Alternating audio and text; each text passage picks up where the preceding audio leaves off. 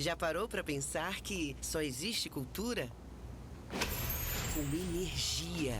E é por isso que a Petrobras é a maior patrocinadora da cultura brasileira. Se depender da gente, essa energia nunca vai faltar. Programa Petrobras Cultural. Mais energia para a cultura. Petrobras, líder na transição energética justa. O Brasil é a nossa energia.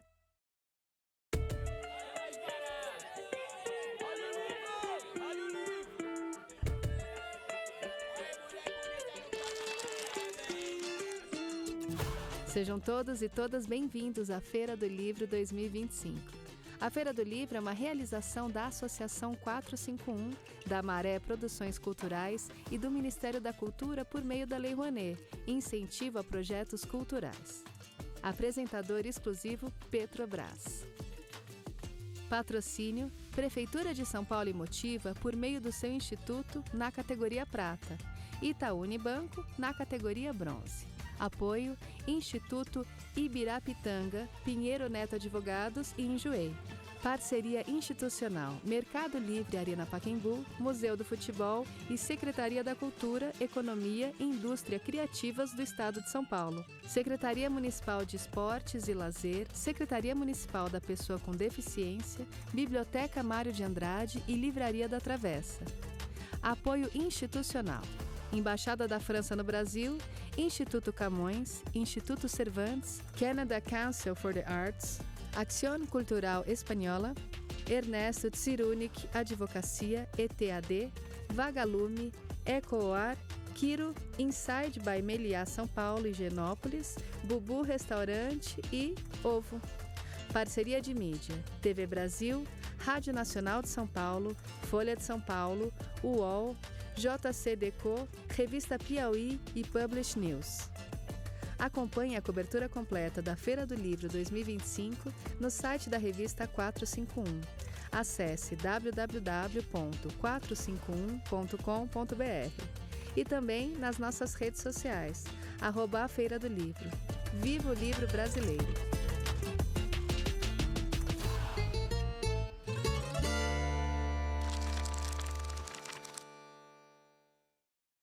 Através da Lei Rouanet, do Ministério da Cultura, a Petrobras apresenta a Feira do Livro 2025, que conta com o patrocínio da Prefeitura de São Paulo, da Motiva e do Itaú Unibanco. Agradecemos a todos os patrocinadores dessa edição, em especial a Petrobras por acreditarem, assim como nós, que a cultura move a economia. E é isso. Então, sem demora, eu chamo ao palco Petrobras, Pedro Mairal. Seja bem-vindo, Pedro. Seja muito bem-vindo. Bem-vindo. Por favor, pode se sentar ali. E para conversar com ele, eu vou convidar a nossa velha amiga aqui da Feira do Livro, a Roberta Martinelli, de volta ao palco Petrobras. Seja bem-vindo. Roberta entrou caminhando, ela me falou que estava com a perna quebrada por causa do futebol, mas parece que não, né? Na verdade, é... Gente, esse jogo foi muito louco. Vocês não sabem. Foi a parte mais difícil da Feira do Livro, jogar no Pacaembu. E o ano que vem, eu acho que tem que todos os autores e autoras têm que estar lá. Mais. Ano que vem vai ter autores, autoras, editores, livreiros. A gente vai fazer várias equipes. É um torneio. Então, podem ir se preparando, hein, Roberta? Ela estava já se aquecendo desde ontem aqui, fazendo aqueles exercícios assim. Alongamento. Deu certo. Estou toda quebrada.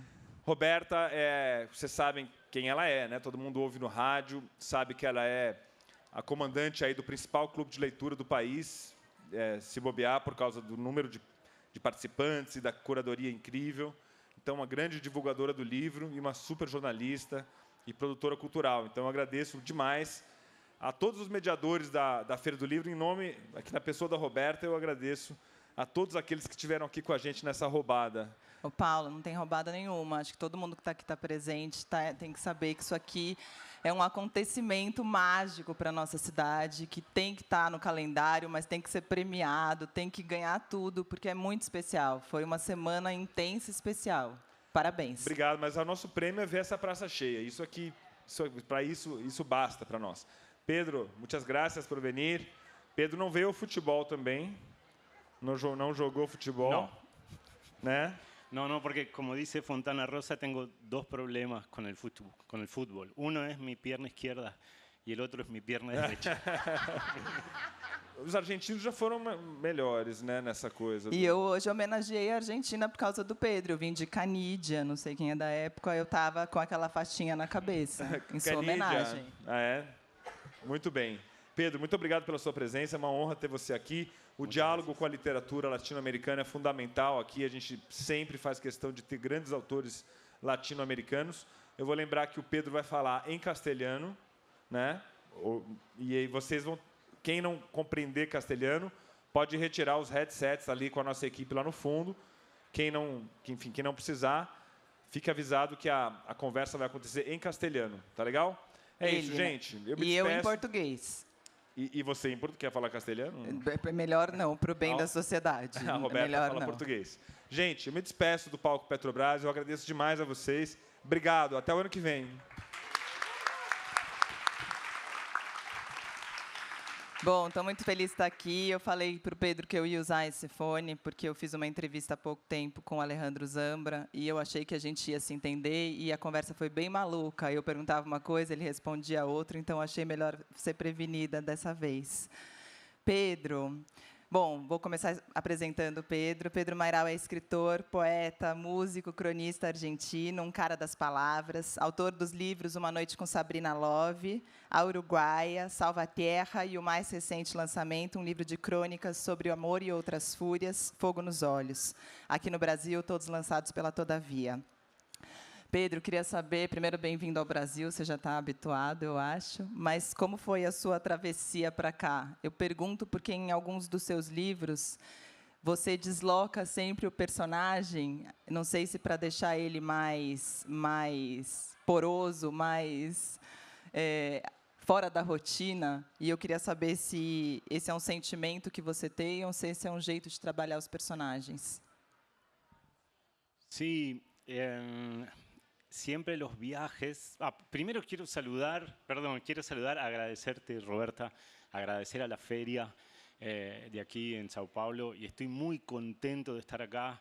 Brasil me está recibiendo con mucho amor, y estoy como atravesado por el cariño aquí con lectores y lectoras. Así que muchas gracias, y muchas gracias a la editorial Todavía que me ha invitado. Los viajes, para responder a tu pregunta, siempre son buenos para la literatura, porque te descolocan, te quitan de tu rutina, siempre son un desvío. Y sí, a mí efectivamente cuando me lanzo a un viaje como este, quedo descolocado, y me gusta mucho esa palabra poroso. Hablaste de esa palabra, ¿no? La palabra poroso, porque cuando estás de viaje no podés estar impermeable. Tenés que estar poroso y dejar que el viaje te atraviese. Porque así es como te suceden cosas.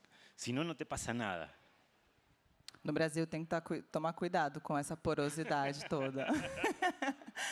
Ô Pedro, você escreve ficção, crônicas, músicas. Como a palavra te atravesó? Es una muy buena pregunta esa. La palabra me salvó. La palabra me salvó. Yo estaba muy perdido a los 18 años. Pensé que quería estudiar medicina, que quería ser médico. Y empecé a estudiar medicina, pero abandoné la carrera en el primer año. Pero no me animaba a decirlo en mi casa, a mis padres. Y entonces durante casi 7 meses fui a la universidad, pero iba a la cafetería. Y estiré esa mentira todo lo que pude, pero ahí en la cafetería empecé a leer. Empecé a leer cuentos de Cortázar, empecé a leer cuentos de Borges, empecé a leer poesía. Y la palabra me salvó la palabra, porque encontré en la literatura una manera de vivir con mis preguntas, vivir con mi incertidumbre, soportar la idea de no saber quién soy. Pensé que tenía que definirme, tenía que decir soy médico o algo así. Y yo no sabía quién era, no sabía qué quería de mi vida, pero las palabras me permitieron vivir en un espacio, digamos, vivir en un espacio hecho de palabras. Fue como encontrar un lugar donde yo podía ser y convertirme de a poco en una persona, creo. No sé si lo soy todavía una persona, pero algo me parece que encontré en la palabra, una identidad. Sim. Essa época da vida é uma época difícil, né? Esses 18 anos, onde você tem que ser alguma coisa e tem que se definir alguma coisa num momento em que é impossível que isso aconteça, né? Sí, exactamente. Me parece que le pedimos a los jóvenes, como dicen, a un rapaz, como es que dicen acá, les pedimos a gente de 18 años que se defina para siempre, que elija una carrera, que decida qué va a hacer por el resto de su vida. Y me parece imposible eso. Y cada uno tiene su tiempo, cada uno tiene su velocidad para crecer, para encontrar a qué se va a dedicar. Y eso es un reloj que se va moviendo en cada persona a su propia velocidad. Entonces, yo por suerte pude después estudiar letras, ¿no? Lo que hice fue muy cruel. Le dije a mis padres que vayan a ver La Sociedad de los Poetas Muertos. No sé si se acuerdan de esa película, un filme, donde un adolescente se suicida porque no lo dejan estudiar teatro. Y le dije a mis padres que fueron a ver ese film y volvieron muy preocupados y pálidos, diciéndome, no, es importante que estudies lo que quieras. Por supuesto que yo no pensaba suicidarme ni nada así, pero funcionó muy bien y yo me anoté en letras el año siguiente. Minha mãe está na primeira fileira, eu fiz a mesma coisa. Eu estudava direito e fui para o teatro também nesses mesmos moldes. Só não citei a Sociedade dos Poetas Mortos, mas é uma boa ideia para quem quiser no futuro, já tem essa dica.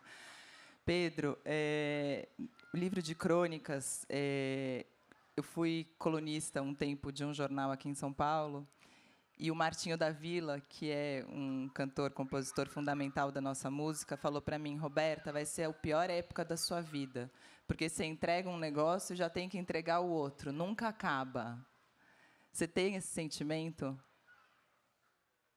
Sí, siempre eso que llaman el deadline, la fecha de entrega de los textos, es una experiencia de muchos nervios, pero a mí me hace mucho bien eso, quitarme de ese tiempo abierto de la ficción y la literatura y pasar al tiempo cerrado y veloz del periodismo.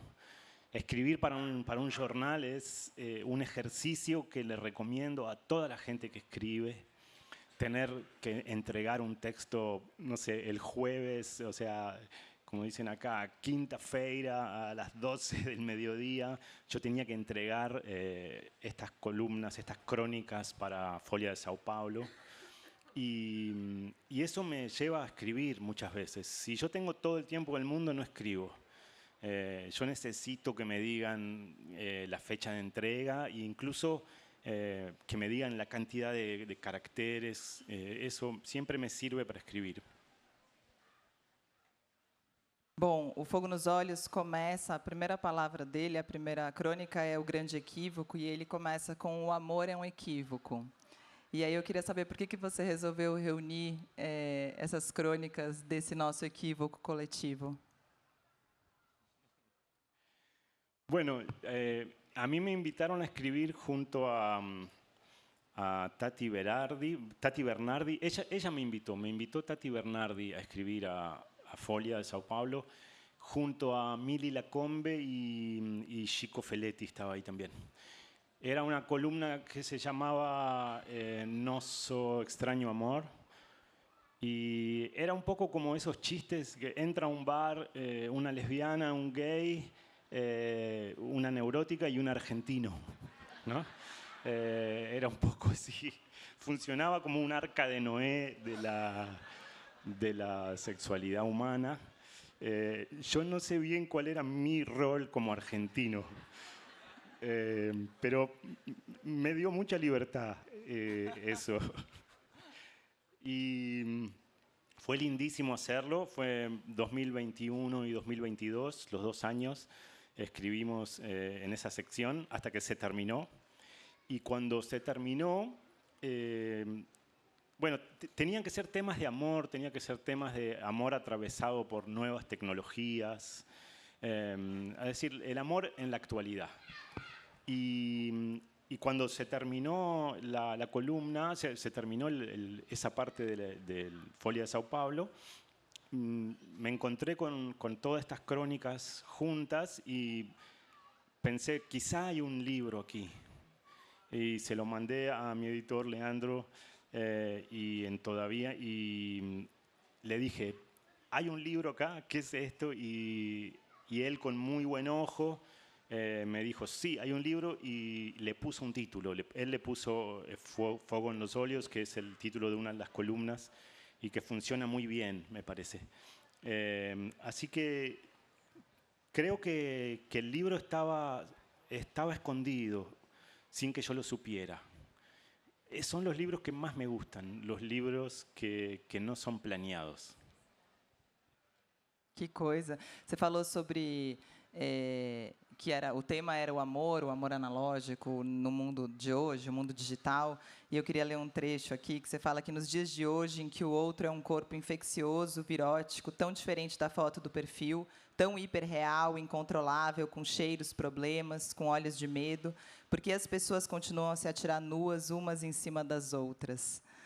E aí fiquei pensando como o amor ainda tem um tanto de analógico, assim como a literatura. É uma forma da gente sobreviver no mundo? Sí, creo que, bueno, sí, sin esa parte de la gente, como dice ahí este autor tan atrevido, lanzándose unos arriba de los otros, no existiría la humanidad, ¿no? Pero sí está cambiando todo hacia una digitalización, ¿no? Esta idea de que uno, si está tu perfil en Tinder, por ejemplo, te convertís en una imagen que la gente hace un swipe así, sos completamente descartable. Y eso, yo llegué tarde a Tinder, por suerte, creo. Pero debe ser muy duro la sensación de ser alguien que te hacen así swipe. Esa columna termina con el gesto de una persona que le cierra la puerta a otro. ¿Cómo dice? Uma amiga sempre me conta de seus encontros no Tinder. Outro dia me disse, quando nos despedimos, ele fechou a porta bem devagar, mas aliviado, como quem desliza o dedo na tela do aplicativo, já sabendo que nunca mais vai te ver de novo. Sí. As crianças fazem isso hoje em dia, às vezes, sabe? Sim. Eu vejo de pequenininhos que as crianças fazem assim, como se você fosse um aplicativo, de fato, assim, que você pudesse desaparecer da frente delas, sabe? De repente, sei lá. Quería que... Te buscan la cruz arriba para cerrar, así, tic, tic, como si fueras una publicidad, ¿no? Sí, es terrible, es terrible. Incluso hay imágenes de niños, de bebés, con revistas de papel, haciendo así, ¿no? Creo que sí, estamos en un momento completamente de cambio y bisagra. Nuestro ser se está digitalizando, estamos atomizándonos, nuestra identidad está más presente en redes sociales que en nuestro cuerpo, y no tenemos ni idea hacia dónde va esto. Quizá terminemos siendo un cerebro en un frasco y después todos vamos a tener una vida digital. É isso, sei lá, vamos ver. Eu queria saber como a literatura latina fala de amor e como isso te atravessa como identidade. A ver, definime literatura latina. Nós todos, a gente, junta a gente tudo num pote. Sí. Acha que dá para juntar a gente num pote? Yo me doy cuenta viajando por este gran continente que no existe Latinoamérica, que existe Brasil, incluso en Brasil existe Sao Paulo, existe Río. Hay algo de cada sitio muy particular. Cuando vas a Argentina, existe México, etcétera. Y creo que Latinoamérica solamente existe visto desde Europa, ¿no? Pero sí, habiendo dicho eso, creo que hay algo, hay un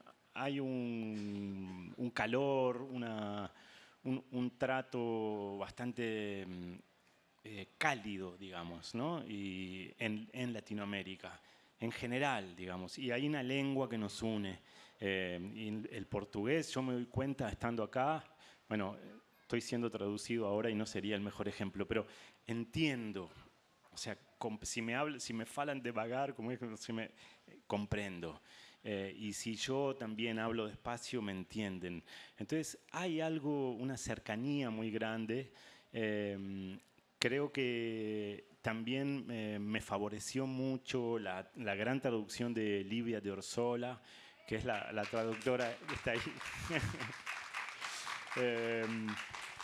Una traducción muy genial que hizo, que ella lo que logra es comunicar todas las semejanzas, las similitudes de estos mundos, porque se parece mucho el castellano y el portugués, pero no es solamente escoger palabras, sino que es pasar de un mundo a otro y que eso quede bien, que quede con gracia.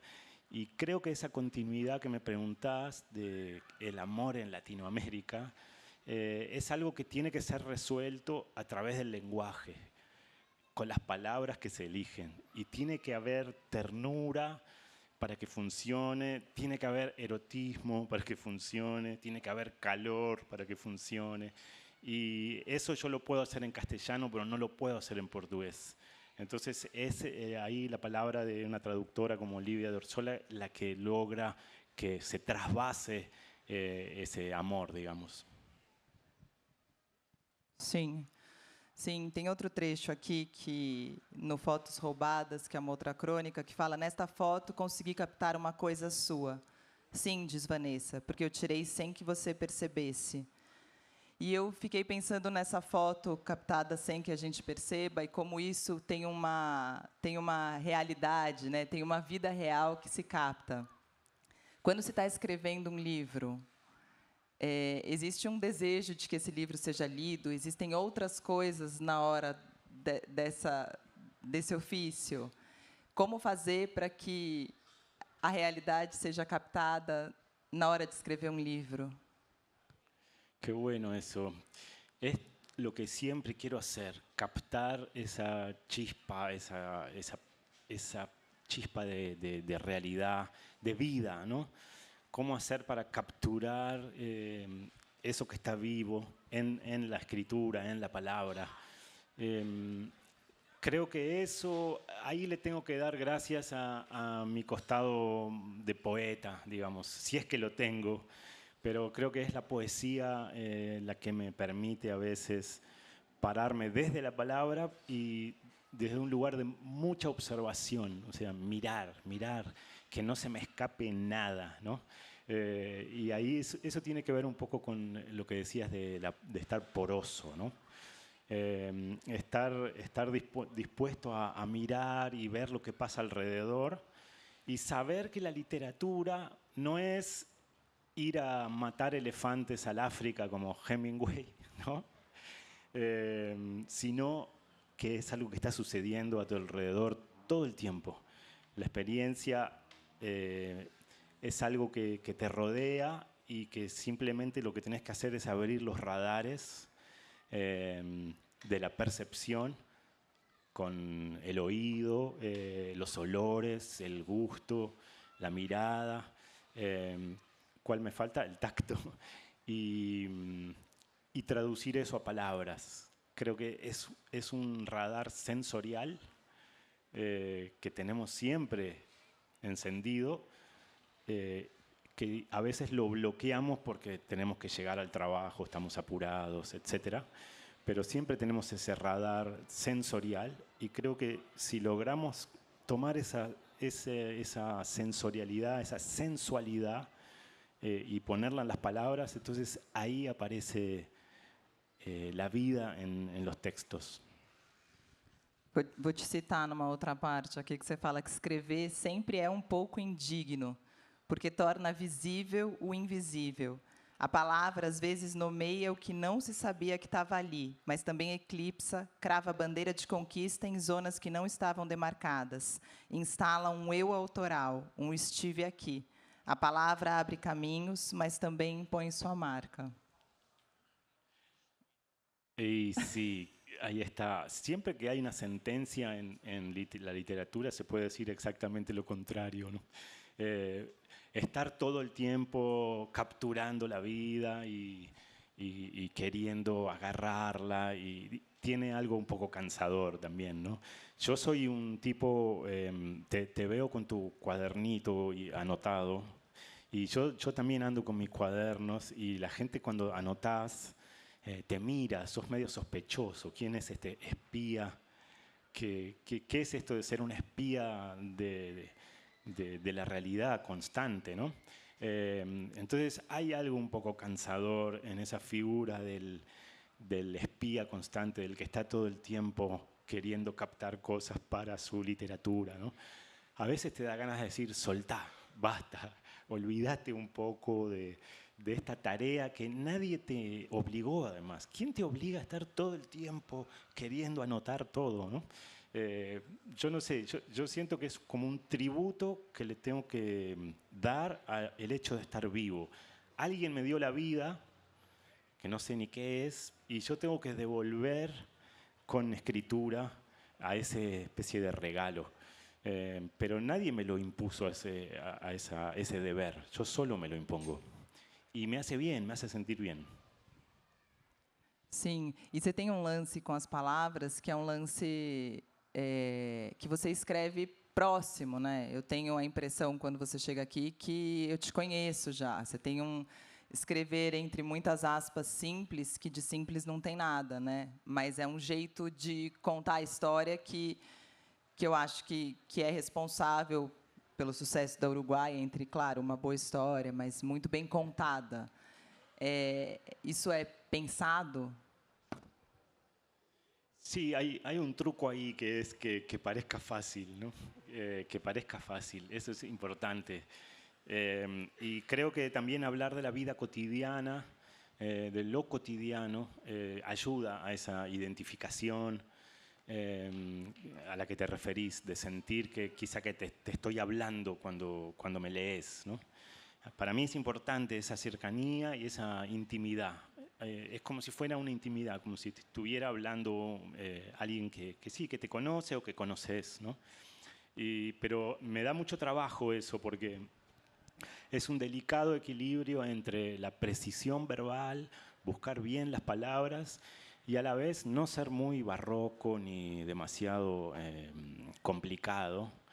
Entonces tengo que encontrar un equilibrio ahí de expresión precisa, pero también ser un poco coloquial y permitirme ser un poco lírico, poético, pero no ser demasiado poético para no ser cursi.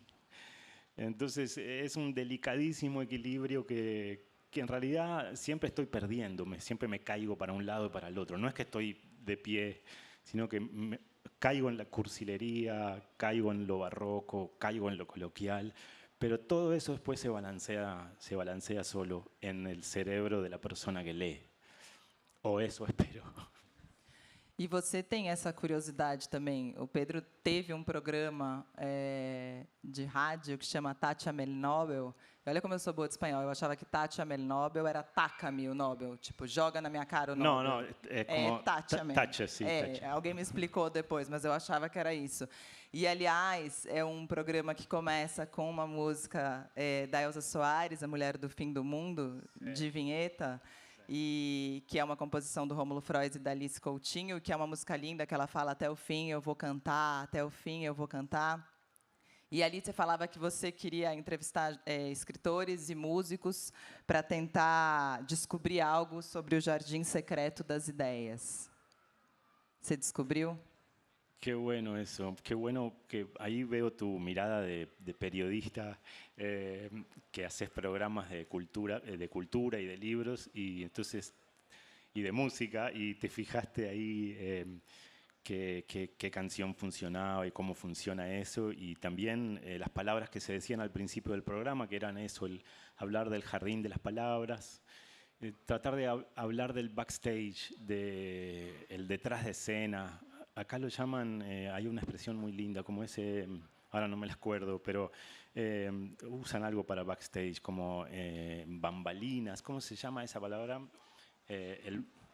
Backstage, camarim. Sí, bastidores. Coxia. Ahí está. Bastidores. Bastidores, me encanta la palabra. Hablar de los bastidores de la literatura. Ese era el intento de ese programa que se llamaba Tachame el Nobel, y era una manera de mostrar la literatura como algo que no está en un panteón esculpido en mármol, sino que es algo que está vivo y que alguien lo hace y que alguien duda sobre eso, y que en algún momento no existió ese texto. Entonces había una intención de mostrar esos bastidores de lo literario, sobre todo para quitarle solemnidad a la literatura, ¿no? Y que la gente que escucha también se animara a escribir sus propios textos, que es algo que creo que es importante eso. Después ves si lo publicas o no, pero escribir un poco tu vida le hace bien a todo el mundo.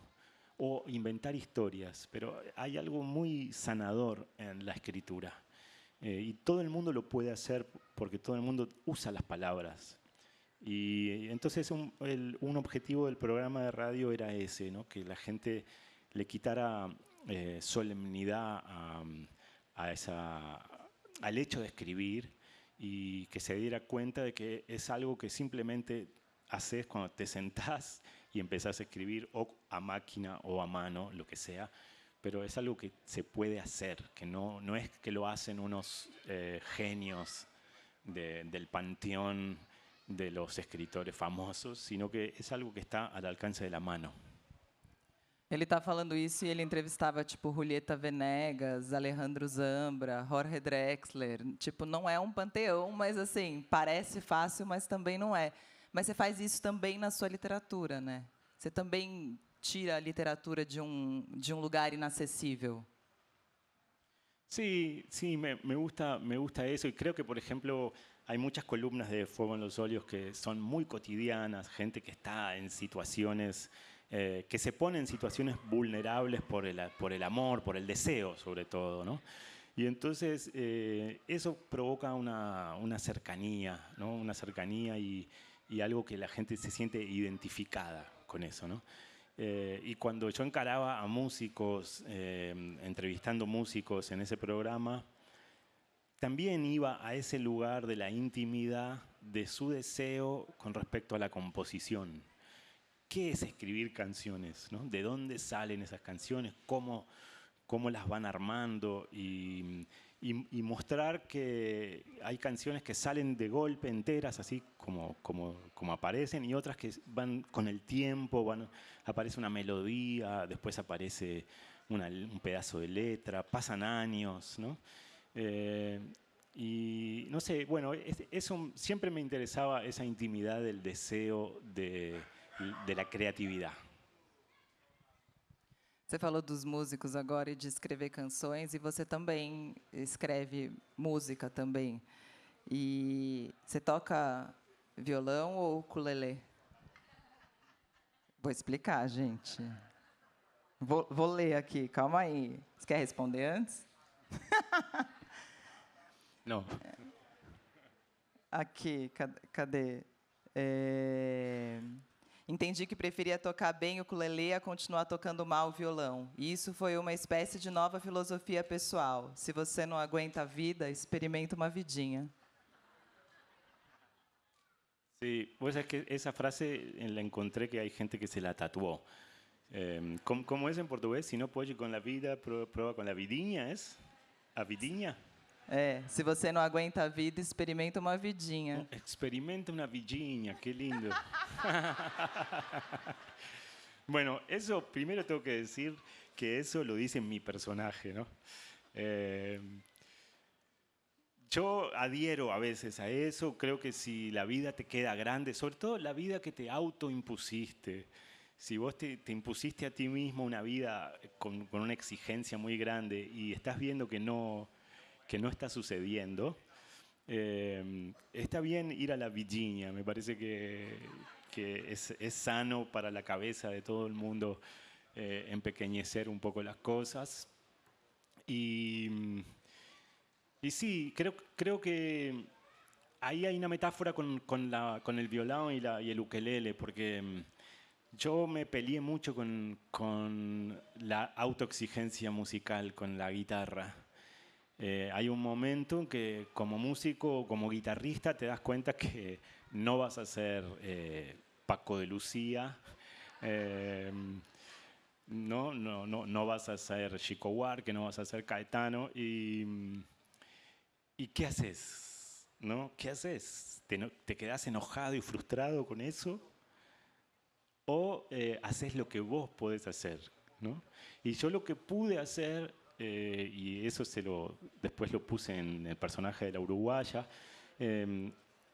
lo que pude hacer fue recuperar la música con un ukelele, que como ustedes saben es un cavaquinho, ¿no? El ukelele en realidad viene de los cavaquinhos de portugueses que llevaron a Hawái cavaquinhos, unos pastores portugueses llevaron cavaquinhos a Hawái, por supuesto se volvieron, pero quedaron esos cavaquinhos y se fueron reformando y con los años hicieron ukeleles, ¿no? Y entonces es un instrumento que parece un juguete, pero es un instrumento, entonces te baja la exigencia, la expectativa, porque nadie pretende que toques Bach con el ukelele. Se puede, pero en general son 2 acordes o unos pocos acordes. Y con bajar la autoexigencia, recuperé la música y recuperé el vínculo entre la letra, el poema y la melodía.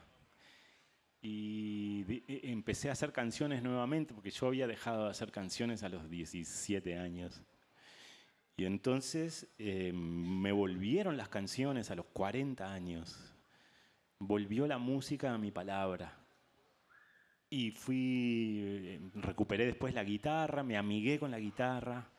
Y ahora estoy estudiando música y estoy componiendo. Y uno de mis trabajos que me encanta es que algunos músicos me envían una melodía y yo les pongo letra, ¿no? Es un trabajo divino hacer eso. Por supuesto que siempre mi fuerte, mi pierna fuerte es la palabra, ¿no? en la música. Y bueno, y todo está unido por la poesía. La poesía es el centro de toda esa diversidad. Desde la poesía yo me paro y me estiro hacia la canción, hacia la novela, hacia la crónica. Pero mi centro de boxeador, digamos, donde tengo mi equilibrio, creo que es la poesía. E para compor uma música, tem mais corpo na composição musical do que na literatura ou na poesia? Qué bueno eso, qué buena pregunta, porque sí, la música es muy física.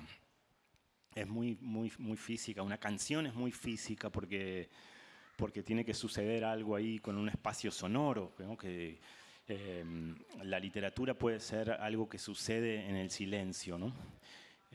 Por más de que yo siempre pienso en la musicalidad de la palabra, pero la literatura puede suceder en esa especie de silencio telepático entre lector y autor, uno solo con su libro, y en cambio la canción tiene que salir para afuera y Y yo creo que estudio música y trato de cantar un poco menos mal, porque soy bastante malo cantando, pero porque las canciones que compongo tienen que salir para afuera. Trato de, yo le muestro un borrador a un músico y una vez que aprende la canción le digo, por favor, borrá eso que te mandé. Así no existe eso, esa especie de monstruo que yo le mandé. Pero sí, hay algo muy físico en la canción y ya me subí muchas veces al escenario a cantar y tocar y no se me pasa nunca el miedo. Yo puedo estar acá con ustedes, con un texto, leyendo, hablando, no tengo nada de miedo, un poco de nervios. Pero con la música me da pánico, pánico escénico. Me voy de tiempo, me distraigo. Siempre trato de tocar con músicos buenos.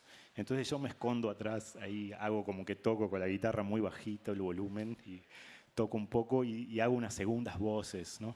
Porque es muy física la música, muy, muy física. Y yo siempre elegí esta profesión de estar escondido un poco, ¿no? De ser el espía, el que está al costado, el que no participa, el tímido, el que está a un costado del mundo, entre bastidores, ¿no? Pero la música te empuja a escena. A música tem que ser executada ali, né? E a literatura você coloca ela e ela não tem que estar ali. E na hora de gravar, você grava? Fonograma? Fonograma é diferente, aí já é mais como literatura, não? Sí, sí, cuando vos decís las entrevistas y ese tipo de cosas o grabar canciones. Gravar música. Porque quando você grava música, você não tem que... Porque a música acontece no encontro com o público, né? A música acontece... E se você grava a música, ela é diferente. A relação com o fonograma, ela pode ser muito mais uma relação com uma fotografia. Sí, totalmente, claro. Para mí, los músicos buenos son los que pueden hacer en el escenario lo que hacen en la intimidad total, digamos. Yo a veces siento, cuando estoy con la guitarra, a veces recién despierto en la mañana, que canto muy suavecito, una especie de, como si fuera una bossa nova de George Gilberto, ¿no? Como así muy, muy tranquilo. Y digo, esto suena bien, ¿no? Pero después lo quiero hacer frente de otras personas y no me sale así, no me sale esa intimidad y quiero cantar más fuerte, se me desbalancea todo, ¿no? Creo que los buenos músicos son aquellos que logran intimidad, esa intimidad frente a un auditorio gigante, ¿no? Ô Pedro, tem um personagem aí, né? Esse músico atormentado. Vamos pensar nisso. Ô Pedro, no Uruguaia e no Salvatierra, a gente tem escritores. E eu acho que no Uruguaia, principalmente, muitas pessoas relacionaram isso com você de alguma maneira, eu imagino, quando você escreveu Uruguaia. Por que você escreve sobre esses escritores, né? O Miguel, no final das contas, em Salvatierra, também é um escritor, né? Como colocar eles no papel e como se distanciar do que hoje a gente está tão na moda, você falou da Tati Bernardi, ali, da autoficção. Mira, porque soy un vago principalmente, creo que soy muy perezoso, entonces busco personajes que están cerca de mí para no tener que inventar tanto. Pero también tengo que decir que hay un peligro en eso. Hay un peligro a la hora de elegir personajes cercanos a vos. Porque la gente cree que sos vos, ¿no? Entonces, hasta mi familia pensó que el personaje de la uruguaya era yo y tuvimos que hacer una especie de gran almuerzo de desagravio con mi familia, con mi mujer, para demostrar que no estábamos separados y fue mucho peor, sembró mucho más dudas eso en mi familia. Y luego la gente te inventa, cuando te lee, le pone tu cara al personaje, ¿no? Y entonces quizá tu personaje hace cosas con las que no coincidís moralmente, te parece antipático, y la gente cree que vos tenés esas cualidades horribles, ¿no? Pero yo creo que es importante crear personajes humanos, ¿no?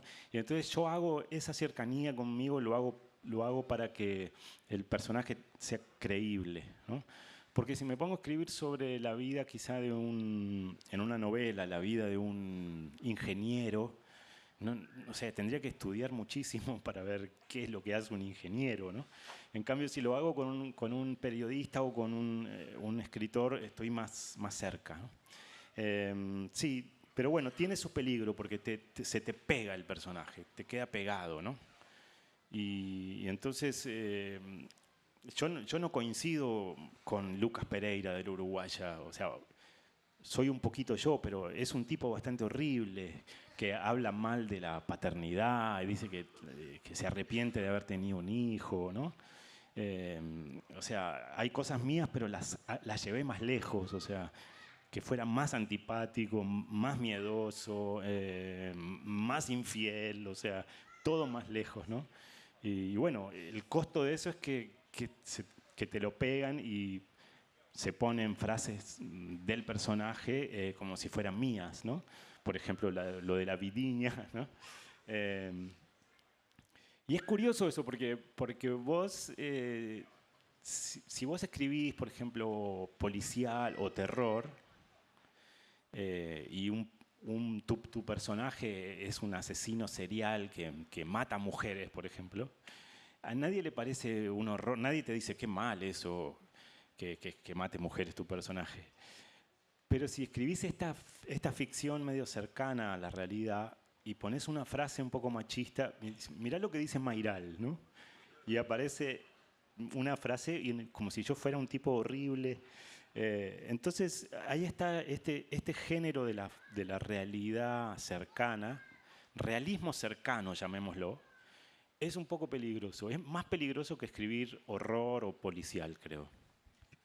Sabe o que me pega muito no Uruguai? Uma coisa aí já quase um relato pessoal. Depois que ele passa... Quem já leu a Uruguaia? Olha lá. Todo mundo, quando eu fui fazer a mesa com o Pedro Mairal, falou: você vai fazer a mesa com o uruguaio, né? E eu, não, gente, ele é argentino, mas ele mora no Uruguai, então é quase. Né?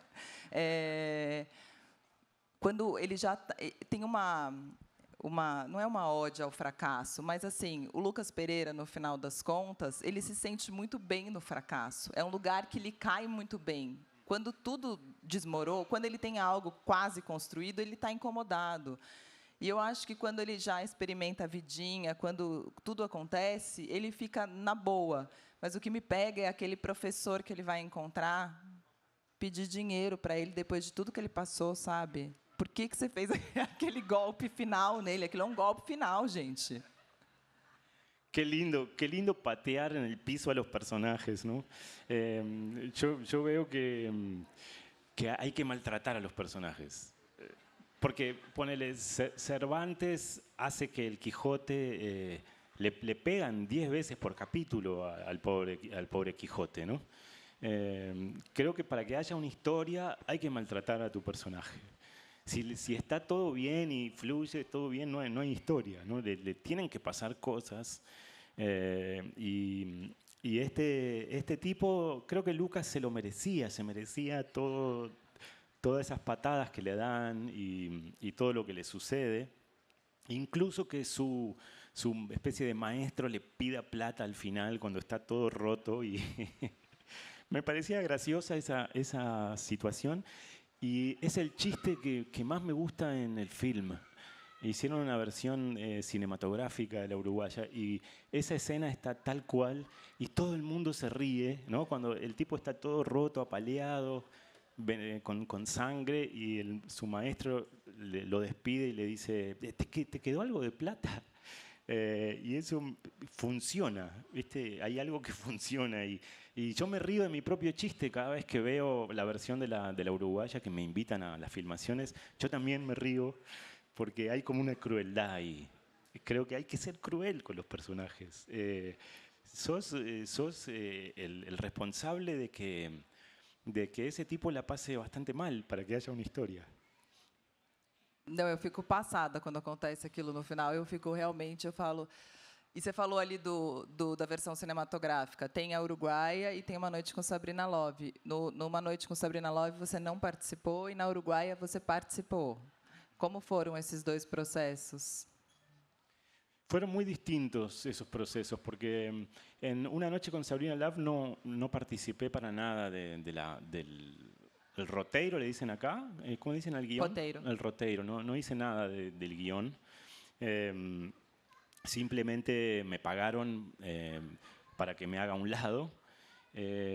Y estuvo muy bien el resultado. Ahí actúa Cecilia Roth. El director es Alejandro Agresti. Estaba muy bien la película.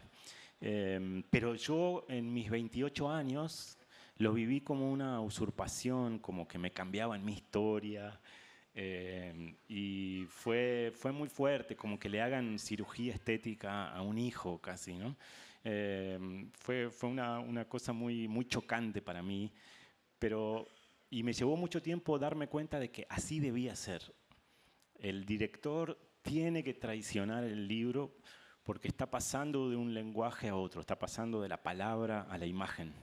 Entonces no puede respetar tu libro como si fuera palabra santa. Tiene necesariamente que hacer otra cosa que es un film. Entonces ahí es donde tiene que romper tu libro. Y eso me costó mucho tiempo entenderlo. Entonces, cuando me ofrecieron hacer La Uruguaya, que compró los derechos la productora Orsay, yo les dije muy poquitas cosas. Les dije, me parece que tiene que ser una directora, mujer, y hagan ustedes el guión, porque yo no lo puedo hacer. Yo ya escribí la película, ya escribí la novela, digamos, ¿no? Ustedes tienen que ver cómo se hace un film con esto, e incluso ver si hay un film acá. Porque la verdad es que en La Uruguaya es muy cinematográfico el viaje de un día del personaje, pero la verdad es que todo ese mar de fondo, ese monólogo interno de Lucas confesándole a su mujer lo que hizo ese día, en que se le rompió su mundo, es muy difícil de filmar, porque es monólogo Porque na interno. cabeça dele enquanto ele viaja, né? Sí. E aí dá medo de ter Sí, aquela voz off. exacto. É isso? Exacto, es muy difícil hacer eso en cine. ¿Cómo haces eso en cine si está sucediendo todo en su cabeza? Entonces les dije, háganlo ustedes. Y lo hicieron muy bien. Lo hicieron muy bien el equipo de guionistas y Ana García Blaya, la directora. Lo que hizo fue una historia, un film que le responde a la novela, porque está visto desde la perspectiva de una mujer. Mi novela está desde la perspectiva de un hombre. En cambio, el film es como si fuera el contraplano, da vuelta la cámara y habla Catalina, la mujer de él. Entonces, está buenísimo porque film y novela se dialogan, digamos, ¿no? Si ves primero la película, entonces después la novela le responde a la película, si la lees después, y viceversa, ¿no? Eso me encantó. Y por otro lado, yo colaboré... Ahí pasa un helicóptero. ¿Quién será, no? Yo colaboré en el film haciendo la canción, una canción que suena al final de todo, cuando caen los títulos, suena una samba que justamente toma esa frase de la vidiña. Dice eso, si no podés con la vida, probemos con la vidita, dice el estribillo. O sea que mi colaboración fue más de juego y lateral. Un poco como esos padres progresistas que dejan que los hijos jueguen sin intervenir demasiado. O sea, no me metí. Y creo que fue una decisión acertada no meterme, porque fue muy bueno el resultado. Falando da Uruguai ainda,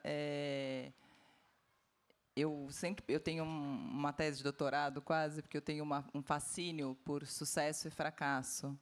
E tem um lance, quando se lança um livro como a Uruguaia, que faz o sucesso que faz, que eu fico imaginando o peso que se tem um escritor depois de lançar um livro com tanto sucesso. Isso interferiu na sua escrita e no seu modo de pensar a literatura na hora de fazer o próximo livro? Sí, claro, sí, muchísimo.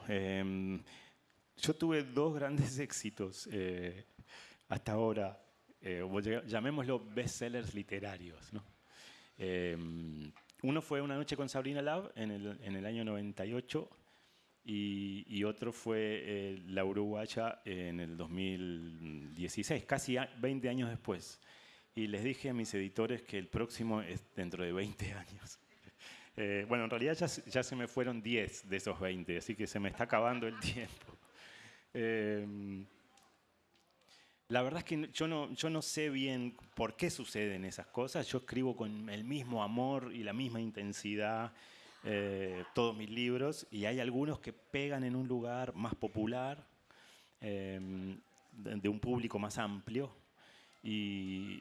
Pero si yo quisiera hacer todos los años una uruguaya, no me saldría, no podría.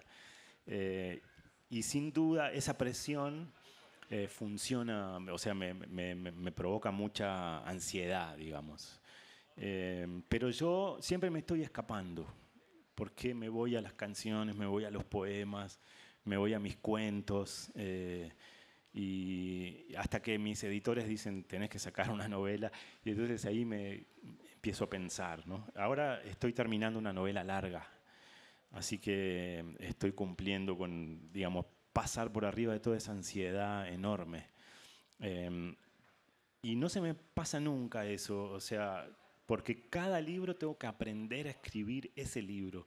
No es como una lancha a motor que me subo y funciona, sino que siempre es a remo, siempre tengo que remar cada libro, aprender a escribir ese libro, ¿no? Y eso me pasó a los 28 años cuando gané el premio Clarín con Una noche con Sabrina Love, y luego se pretendía de mí que yo me convirtiera en un escritor latinoamericano, ¿no? Porque me habían publicado en España, ¿no? En la editorial de Anagrama, de Ralde. Y yo no pude en ese momento hacer eso. Yo me tuve que esconder en mis poemas y mis cuentos y escribir a mi propia velocidad. Así que siempre, ahora vuelvo a lo del principio con el reloj propio, ¿no? Cada uno a su velocidad. Yo necesito mi velocidad, no me puedo apurar para escribir. No es algo que funciona automático. Tengo que sacar de un lado que no conozco las historias. Así que sí, me provoca muchísima ansiedad eso, no se me va nunca. Em Salve a Terra, eu fico pensando ali, é muito bonito, porque os filhos encontram o pai numa obra de uma vida inteira. E aí eu tenho duas perguntas. Uma, se você acha que é sempre possível encontrar o artista em sua obra. E outra, que no Salve a Terra ele tem um lance muito contra o mercado da arte. Eu fiquei pensando o quanto isso era seu e o quanto isso não fazia parte também de uma luta contra essa ansiedade que vinha do Sabrina Love da Uruguaya. Sí, está bien. Esas dos preguntas están muy relacionadas una con otra.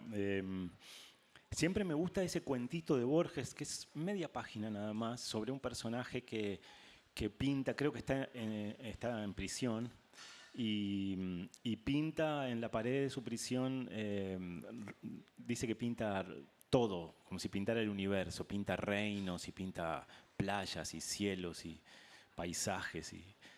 Y cuando termina de pintar todo eso, después de toda una vida, se aleja un poco y ve que todo eso conforma las líneas de su propio rostro, de su propia cara, ¿no? Y creo que ahí hay algo, está muy bien eso de Borges, porque hay algo involuntario. Escribas lo que escribas, vas a estar escribiendo sobre tu propia vida de alguna manera. No te puedes escapar de eso. Incluso cuando escribís cosas que pensás que son muy lejanas a vos, ¿no? Siempre hay alguna referencia. Y creo que cuando yo miro ahora hacia atrás mis libros, veo que siendo muy distintos, tienen algo relacionado, ¿no? Está de alguna manera una identidad literaria en toda esa obra que se va juntando. Y la segunda pregunta, ¿cómo era? Sobre la ansiedad esa también. Se ele ser contra o mercado, o Salvatierra, tinha algo de uma luta contra essa ansiedade que vinha dos outros dois. Sí, qué bien eso. El personaje de Salvatierra un poquito lo tomé de un poeta que se llamó César Mermé, que fue un poeta que escribió toda la vida y nunca quiso publicar. Y yo iba a un taller literario de Félix de la Paulera, a quien llamaban Grillo, y Grillo nos leía los poemas de este amigo, César Mermé, que nunca había querido publicar en su vida y antes de morir le dijo a su mujer que le diera todos sus papeles a su amigo Grillo. Entonces Grillo heredó esta cantidad de cajas de poemas sueltos así como los hijos de Salvatierra heredan ese hangar, ese galpón lleno de los rollos de los cuadros de su padre, ¿no? Entonces hay algo ahí de pensar un poco la idea de qué es volcar tu vida en una obra. Está muy bien eso. ¿Quién te obliga a publicar? ¿Hay que publicar necesariamente? ¿O hay un goce, un deseo, un placer en hacer tu obra y eso ya está bien, ¿no? Yo no lo sé, yo no tengo una respuesta para eso. Creo que hay que tratar de comunicar, hay que tratar de salir para afuera y aguantarse la frustración de que no te presten la atención que vos querés que te presten o que no le vaya bien al libro o a los cuadros o a la canción, pero uno tiene que hacer igual para afuera. Uno tiene que crear y tratar de comunicar, creo. Pero si alguien hace canciones o pinta y escribe y no lo quiere mostrar, también me parece respetable eso. Sim. Eu acho que em você fica muito claro o desejo de comunicar, né? Você escrevendo tudo que você escreve, fazendo música, fazendo programas de rádio, eu acho que tem um desejo de comunicar que é muito grande. Tem um rapper brasileiro, que é o Criolo, que ele fala, mas ele sempre falava isso, que eu achava muito pesado, mas que é verdade. Eu me formei em teatro e não exerço. Que ele falava, não é porque você quer cantar que as pessoas têm que te ouvir. Isso estou falando do meu caso, entendeu? Então, eu acho que existe esse dilema do artista e fico pensando se uma pessoa que não mostra sua arte é um artista? Sim. Sí, yo creo que sí, sin duda. Es artista. Lo que pasa es que todavía no se enfrentó al mundo cruel, pero lo es, ¿no? Y creo que somos, y me gusta la idea de ser también un comunicador, ¿no? A veces pienso en eso, ¿no? Bueno, vos lo sabés bien, qué significa ser una persona que comunica, ¿no? Creo que el ser escritor a veces tiene que ver con eso, aprender a comunicar, a veces una experiencia muy, muy íntima y convertirla en algo que sea una experiencia colectiva, ¿no?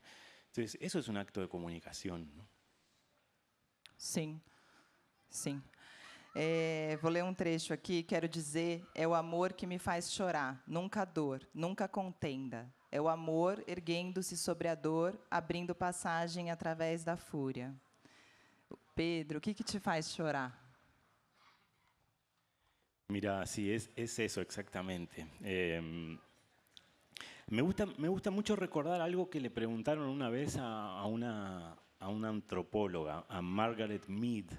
Le preguntaron a una antropóloga cuál era el primer rasgo de humanidad en las primeras tribus de monos, digamos, ¿no? Las primeras tribus que caminaban erguidas. ¿Cuándo aparece la chispa de la humanidad? Pensando que ella iba a decir quizá las herramientas, las vasijas, los anzuelos, ¿no? Y ella dijo no, el primer rasgo de civilización es un fémur quebrado y sanado. Dice, en la naturaleza ningún animal sobrevive con esa fractura. Esa fractura en los animales, en la naturaleza, provoca que te devoren las fieras. Entonces, para que ese individuo que encontraron con el fémur quebrado y sanado se haya curado, tuvo que haber un cuidado muy específico, muy especial de llevarlo a un lugar seguro, alimentarlo, limpiarlo, darle calor, defenderlo de los otros animales, una cantidad de cosas que implican ya un grado de sofisticación y de civilización. Entonces, si te pones a pensar eso, lo que nos define como seres humanos es ese amor de cuidado. Entonces, creo que ese cariño, ese amor nos atraviesa como especie de una manera que no tenemos ni idea lo profundo que es. El cuidar al otro, ¿no? Por eso estos gobiernos que aparecen ahora, que son tan crueles con los más débiles, son muy inhumanos, ¿no? Lo veo como algo muy inhumano. Porque como humano nos define la posibilidad de cuidar al otro. Entonces, a mí me hace llorar eso, el cuidado por el otro, el cariño por el otro y digamos, las formas diversas en que eso aparece en la palabra amor, que aparece de muchas formas. La palabra amor son muchas cosas juntas. Sim, você falou sobre esses governos e a gente passou por um aqui muito barra, a Argentina também tá passando por um muito barra. E eu acho que a primeira coisa que se afeta, né, num momento desses é a arte, porque a arte tem um lugar de cuidado, né? A arte é um lugar de resistência, é um lugar de sobrevivência, é um lugar em que a gente se encontra nas palavras e que a gente consegue enxergar quem a gente é finalmente. Então, acho que não à toa esses governos lutam tanto contra a arte, né? Como no Uruguai, né? Você está no Uruguai agora, é diferente, né? Bueno, ahora se murió hace muy poco Pepe Mujica en Uruguay, ¿no? Y que fue un referente enorme para toda la región. Me parece que aquí para Lula incluso también lo fue, ¿no? Lula estuvo presente ahí. Sí, Uruguay todavía no le ha aparecido ningún loco. Ningún loco. Não comemora. Todavía. Sí, esperemos que no le aparezca. Sí, en la Argentina era poco creíble hace 10 años que apareciera un personaje así como el que está ahora, ¿no? Y sin embargo apareció. Entonces creo que hay que estar atentos con eso, ¿no? Uruguay parece tener una cosa más sensata, con un tono más bajo, menos alocado, enloquecido en la discusión política. Los presidentes, el presidente que sale y el presidente que entra se respetan, se pasan la banda presidencial con mucho respeto, dialogan, hay diálogos en la transición. Son de un estado así muy como avanzado en lo político. Me parece que son un ejemplo en ese sentido. Argentina se ha convertido en esta especie de loquero a cielo abierto y bueno, no se sabe para dónde va esto. La verdad que no se sabe para dónde va. Pero sí, hay un desprecio enorme ahora de parte del Estado en Argentina con respecto a las artes, como si todo fuera un intento por salvarse y intentos por conseguir plata y no hacer nada, y hablan de robo, como que todo apoyo a las artes es un robo, ¿no? Cosa que me parece peligrosísima, ¿no? Como si el ser humano solamente fuera un individuo que consume, nada más. Lo único que hace el ser humano es trabajar para consumir, y en la medida que el individuo pueda consumir, funciona a la sociedad. Todo lo que esté en la periferia de eso es completamente despreciable para un gobierno así, ¿no? Eso me parece un gran error, reducir al ser humano a un consumidor. A gente estava até falando disso esses dias, eu estava falando com uma compositora brasileira e ela estava falando sobre como é difícil falar de amor de 2016 para cá, desde o golpe da Dilma, como a gente tem dificuldade em ver nas artes uma história de amor simples, porque parece uma loucura num tempo em que a gente vive. Como você acha que o lugar em que a gente vive interfere na arte que se produz? Bueno, hay una cosa siempre interesante cuando me invitan a las escuelas, ¿no? Hablar con niños. Y lo que sentís en las escuelas de las zonas más marginales es que los niños no tienen un estímulo de sentirse habilitados para hacer ningún tipo de arte. Es como que ellos no pueden. Aunque les digas que se animen a escribir, ellos sienten que no están habilitados para eso.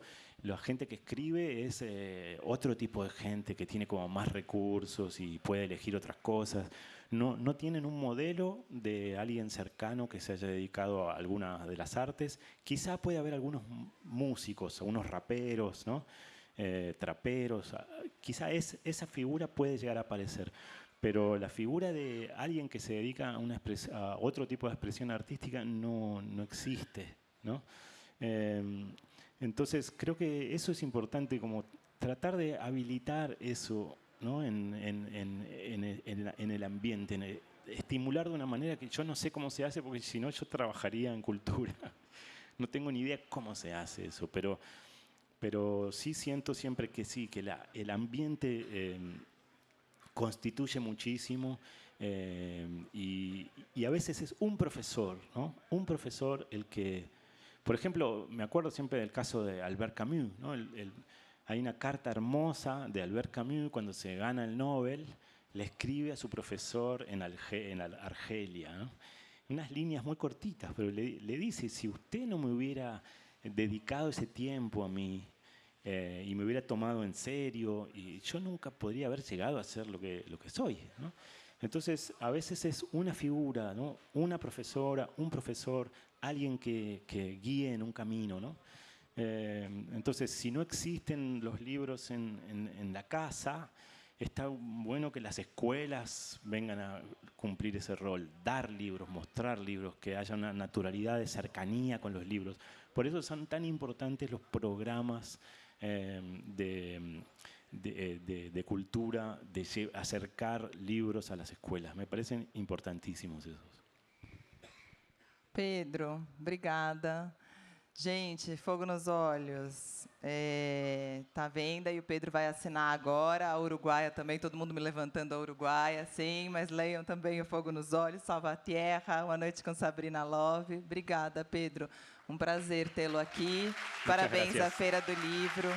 Boa Muchísimas noite. gracias. Gracias.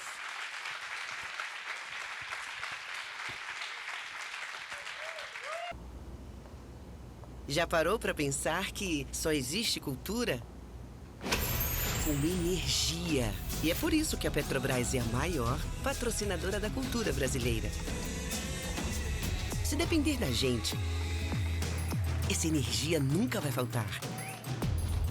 Programa Petrobras Cultural. Mais energia para a cultura. Petrobras, líder na transição energética justa. O Brasil é a nossa energia. São Paulo é arte, cultura e criatividade, com mais de 200 espaços culturais da Prefeitura de São Paulo em todas as regiões da cidade.